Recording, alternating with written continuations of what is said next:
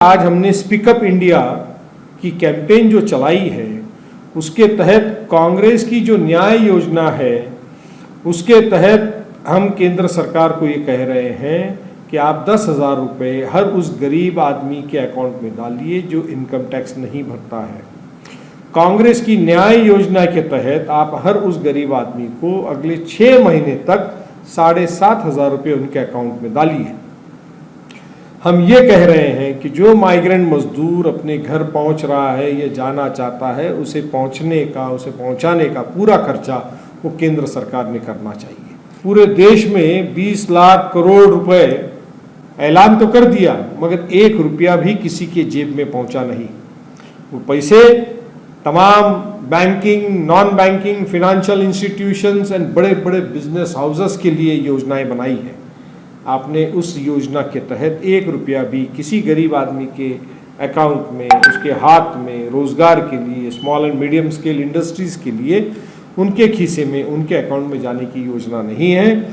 इसीलिए आज speak up India के थ्रू ये सत्याग्रह जो गांधी जी का एक प्रिंसिपल है उसके तहत हमने ये ऑनलाइन एक सत्याग्रह शुरू किया है जिसे स्पीकअप इंडिया का नाम दिया गया है। केंद्र सरकार को झंझोड़ने के लिए, कुंभकर्ण की नींद से उठाने के लिए आज का ये आंदोलन ऑनलाइन चल रहा है। अगर फिनांस मिनिस्टर निर्मला जी ये कहती हैं कि इतने लाख की इनकम, 6 लाख से 18 लाख की लोअर कम्युनिटी की, लो इनकम ग्रुप की इनकम है तो ये बहुत ही दुर्भाग्यपूर्ण है। मुझे ऐसा लगता है उन्होंने तुरंत फिनांस मिनिस्टर के पद से राजीनामा देना चाहिए क्योंकि उनको उस पद पे बैठने का कोई अधिकार नहीं। फिनांस मिनिस्टर को, जिसको ये पता ना हो कि बीपीएल कैटेगरी के लोग इस देश में कितने हैं, इंडिजेंट लोग कितने हैं जिनकी कोई इनकम नहीं, और वो इस तरह से आकर के मीडिया के तहत दुनिया के अंदर इतना बड़ा झूठ, सफ़ेद झूठ वो कहती है। मुझे लगता है उन्होंने तुरंत राजीनामा देना चाहिए। पावर के गलियारे में जब एब्सोल्यूट मेजॉरिटी हो जाती है उस वक्त पावर एब्यूज़ हो सकता है। ये गांधी जी ने उस वक्त कहा था और आज हम देख रहे हैं कि केंद्र की सरकार जो एब्सोल्यूट मेजॉरिटी में है वो उस पावर का दुरुपयोग कहीं ना कहीं कर रही है।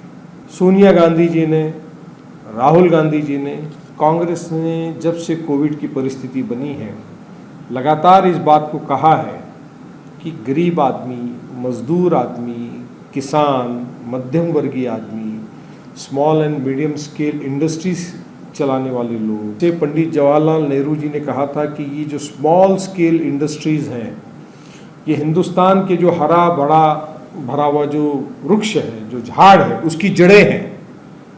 इसे खत पानी मिलते रहना चाहिए। इसे खत पानी मिलेगा तो ये हिंदुस्तान का जो हरा भरा वृक्ष है ये हरा भरा हमेशा रहेगा, ये फलदायक रहेगा।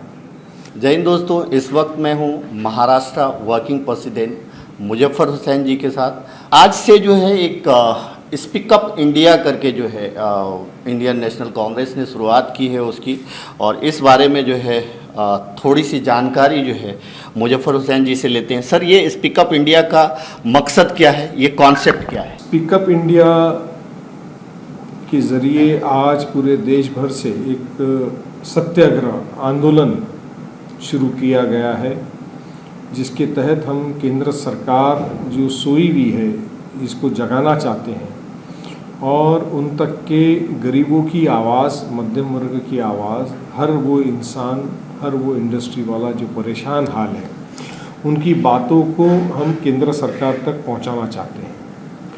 महात्मा गांधी जी ने कहा था कि उनको आज़ादी क्यों चाहिए।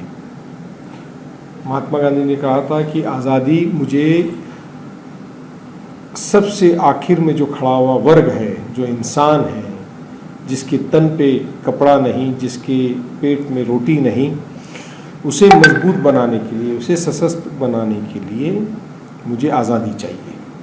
और इस आज़ादी को लोकतंत्र जैसे इंस्टीट्यूशन के माध्यम से सभी समाज को मजबूत करने के लिए, सर्वोदय बनाने के लिए, यूनिवर्सल अपलिफ्टमेंट सबका करने के लिए ये लोकतंत्र, डेमोक्रेसी का उपयोग किया जाएगा।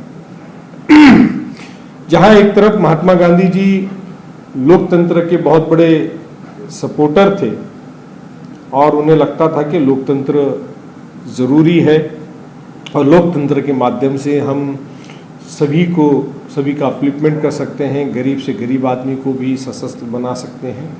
वहीं पे उन्होंने यंग इंडिया, जो लाला लाजपत राय जी की जो किताब है, उसमें ये कहा कि एक तरफ लोकतंत्र ज़रूरी है मगर दूसरी तरफ लोकतंत्र का गैर इस्तेमाल भी, दुरुपयोग भी हो सकता है। पावर के गलियारे में जब एब्सोल्यूट मेजॉरिटी हो जाती है उस वक्त पावर एब्यूज़ हो सकता है। ये गांधी जी ने उस वक्त कहा था और आज हम देख रहे हैं कि केंद्र की सरकार जो एब्सोल्यूट मेजॉरिटी में है वो उस पावर का दुरुपयोग कहीं ना कहीं कर रही है। और सोनिया गांधी जी ने, राहुल गांधी जी ने, कांग्रेस ने जब से कोविड की परिस्थिति बनी है लगातार इस बात को कहा है कि गरीब आदमी, मजदूर आदमी, किसान, मध्यम वर्गीय आदमी, small and medium scale industries चलाने वाले लोग, जैसे पंडित जवाहरलाल नेहरू जी ने कहा था कि ये जो स्मॉल स्केल इंडस्ट्रीज हैं, ये हिंदुस्तान के जो हरा भरा हुआ जो वृक्ष है, जो झाड़ है, उसकी जड़ें हैं। इसे खत पानी मिलते रहना चाहिए, इसे खत पानी मिलेगा तो ये हिंदुस्तान का जो हरा भरा वृक्ष है ये हरा भरा हमेशा रहेगा, ये फलदायक रहेगा। आज वो small and medium scale industries परेशानी में है। कुछ दिनों पहले जो है कुछ ऐसे स्टेटमेंट आते हैं फाइनेंस मिनिस्टर का, यानी निर्मला सीतारमण जी का। वो कहती हैं कि लोअर मिडिल क्लास का जो इनकम है वो 6 लाख से शुरू होता है, यानी मिनिमम इनकम। इस हिसाब से अगर हम कैलकुलेट करें तो एक आदमी की जो लोअर मिडिल क्लास का जो कमाने वाला है उसकी इनकम 50,000 रुपये मिनिमम हुई। जबकि ऐसा हम सब जानते हैं कि अगर लोअर मिडिल क्लास में जैसे वॉचमैन आते हैं, ये सारे लोग आते हैं, अगर उनकी सैलरी देखी जाए तो 6,000, 8,000, 10,000, 12,000 मैक्सिमम। ये किस तरह का स्टेटमेंट है? इस बारे में आप क्या सोचते हैं? फाइनेंस मिनिस्टर ने इस तरह से देश में गलत स्टेटमेंट करके देश की दिशा भूल करी है, जिसके लिए उन्होंने माफ़ी मांगना चाहिए। केंद्र सरकार के पास इस देश में कितने बीपीएल है, कितने इंडिजेंट है जिनकी बिल्कुल ज़ीरो इनकम है और किसकी बिलो इनकम है, बिलो पॉवर्टी लाइन की इनकम है, इसका स्टैटिस्टिक्स डेटा ये केंद्र सरकार के पास अवेलेबल है। ये होने के बावजूद अगर फिनांस मिनिस्टर निर्मला जी ये कहती हैं कि इतने लाख की इनकम, 6 लाख से 18 लाख की लोअर कम्युनिटी की, लो इनकम ग्रुप की इनकम है, तो ये बहुत ही दुर्भाग्यपूर्ण है।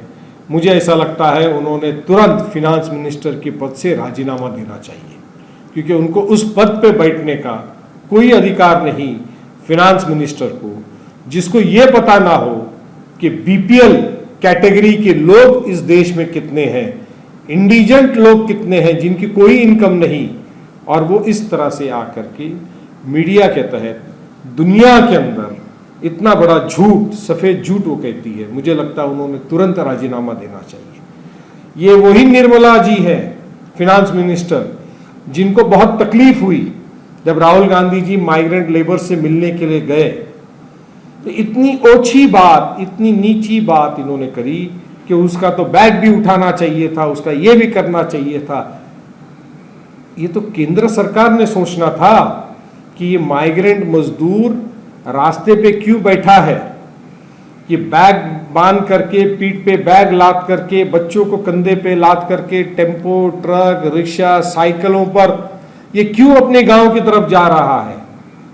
ये सोचने का काम केंद्र सरकार का था, मगर केंद्र सरकार अपनी अकड़ और घमंड और मेजॉरिटी, जो गांधी जी को डर था कि इस डेमोक्रेसी का दुरुपयोग होगा, मिसयूज होगा, मिसयूज ऑफ पावर होगा, मिसयूज ऑफ मेजॉरिटी पावर होगा, आज गांधी जी का डर सिद्ध हो गया है कि सरकार ने डेमोक्रेसी की नींव को हिला के रख दिया है, डेमोक्रेसी के सिस्टम पर कोलैप्स कर दिया है। कुछ दिनों से आपकी जो है महाराष्ट्र में महाआघाड़ी सरकार है, कुछ दिनों से ऐसा मतलब एक ट्वीट भी हो रहा है, ऐसे लोगों में चर्चा भी है और कुछ ऐसे कमेंट्स आ रहे हैं जिसमें ये कहा जा रहा है कि महाराष्ट्र सरकार लॉकडाउन में फेल है।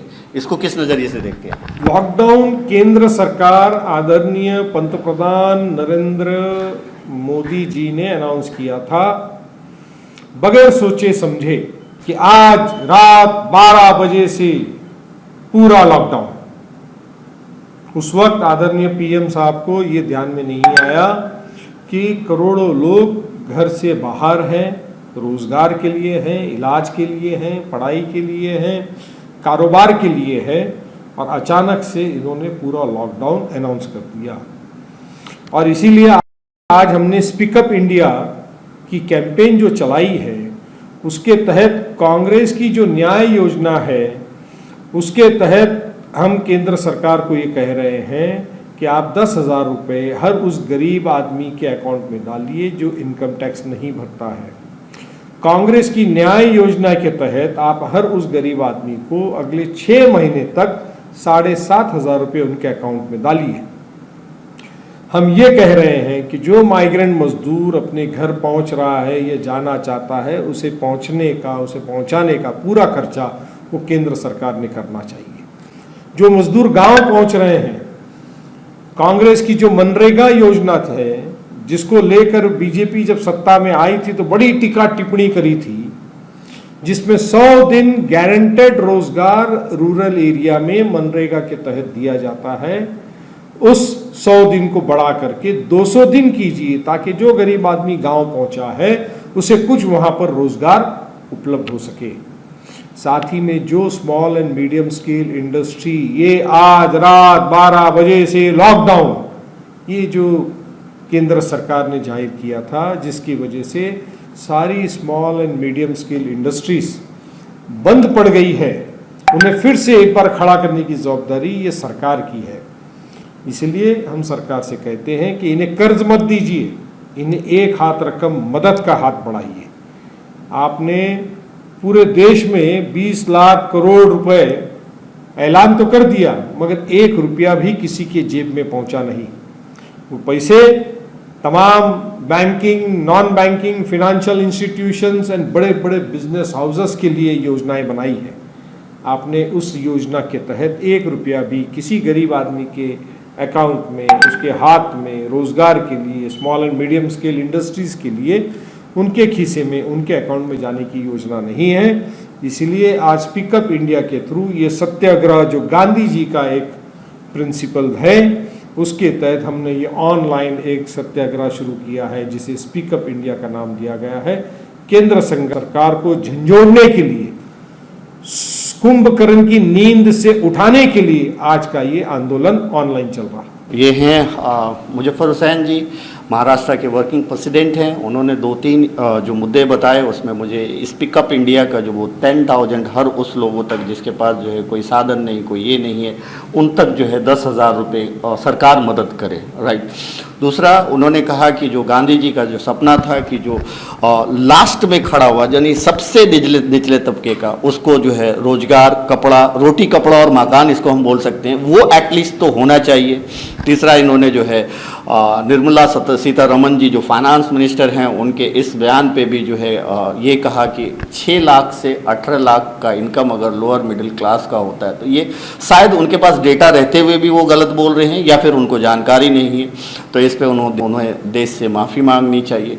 ये सारी बातें उन्होंने की। जहाँ तक लॉकडाउन का सवाल है, लॉकडाउन उन्होंने कहा कि लॉकडाउन एकदम अचानक से क्रिएट कर दिया गया, यानी एक रात आते हैं और पीएम मोदी जी कहते हैं कि बस आज से जो है लॉकडाउन है। लॉकडाउन की वजह से जो है, लॉकडाउन अगर प्लान होता, लॉकडाउन थोड़ा सा अगर लॉकडाउन से पहले लोगों को मालूमात होता तो बहुत सारे चीज़ों पे कंट्रोल किया जा सकता था। स्मॉल इंडस्ट्रीज जो है एकदम बिल्कुल ख़त्म हो गई। लोग आज रोड पे आ गए हैं, लोग जो है परेशान हैं। करीबन 2 महीने हो चुके हैं लॉकडाउन को, लोगों को खाने के लिए नहीं। उन्होंने ये भी कहा कि केंद्र सरकार की जिम्मेदारी है कि जो लोग भी जहाँ पे हैं वो किस तरह से जाएँ और उनकी देखभाल कैसे करें, ये उनकी जिम्मेदारी थी। लेकिन कहीं ना कहीं उसमें कमी आई है। 20 लाख करोड़ रुपए जो अनाउंस हुआ था, वो 20 लाख करोड़ रुपए कहाँ जा रहे हैं, किसके पास जा रहे हैं, इसका कोई डेटा नहीं है।